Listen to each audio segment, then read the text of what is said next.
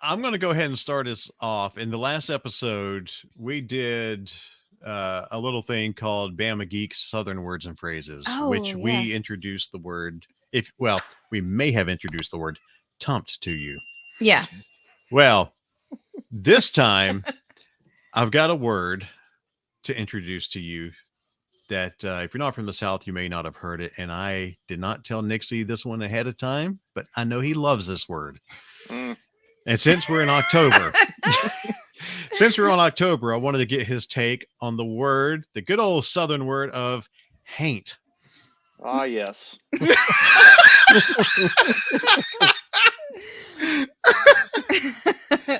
Everybody knows the word haunt.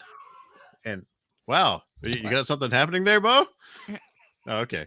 Had to get ready to get crashed. So, haint. If you will, dear sir, Nixie, would you please elaborate on the word haint? What does it mean and what kind of context can you use it in? So haint is an old Southern word, I believe. I'm not sure if it came over from Europe. I doubt it. Could very well be Appalachian, Scott Irish. But haint means a ghost or spirit. So in the South, you may hear older folks. I mean, you may hear younger folks too, because I know what it means. I hear you talk about it. Right.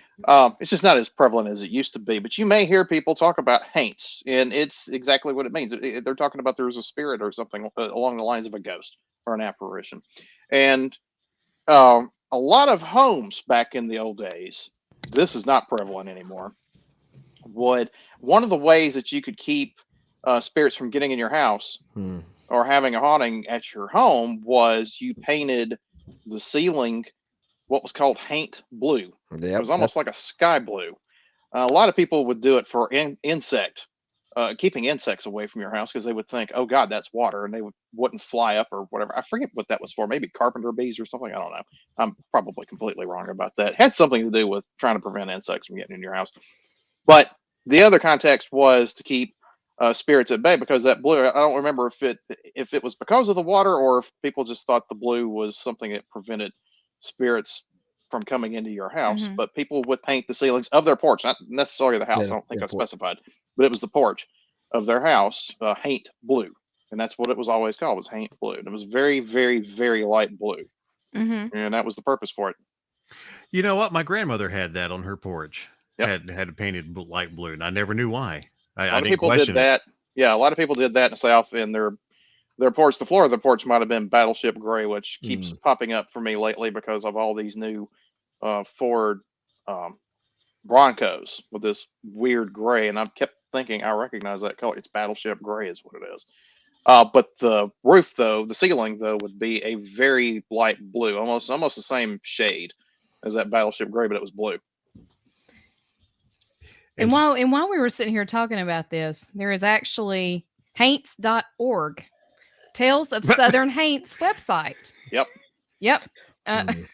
These are the same people that would have a bottle tree in their yard of those blue glass bottles. Yeah. That was meant to keep evil spirits away. And having a horseshoe over your doorway was one way. It was meant to be luck, but it was also to keep spirits out of your house.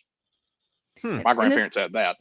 And this does say belief in haints probably originated with the Gullah Geechee people, descendants of African slaves in the Carolina Low Country and Barrier Island. So yeah. Okay. Yeah. So what you were kind of touching on far earlier. Up from Appalachia. Right. Yeah. Yeah. Interesting. Yep. I knew he would have so much to say on that word, and I knew if I surprised him with it, he'd be able to pull it off. That's why he's on this episode. There was a lot of, pre-show discussion between Brock and I prior to this episode sitting down, between Mike Gundy and Haint. So, we had a lot cooking in the background there. I promise you we don't have any more surprises for you guys. Honestly, I thought the Haint blue was just the name of the blue. I didn't know that it had a whole context for all of it.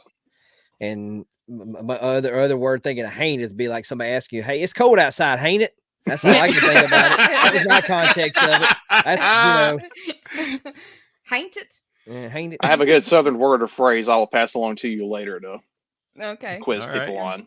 Oh, I was okay. debating nice. what you were about to ask. I was not thinking Haint, but I was like already going through my Rolodex in my head. What could he be about to ask? Haint was not the one. We all four of us on here love to bust each other's chops, and Mhm. we pull stuff on each other. So yeah, We I- live I for the knew- moment to bust a chop Yes. around here. yeah, I knew he'd be up for the task.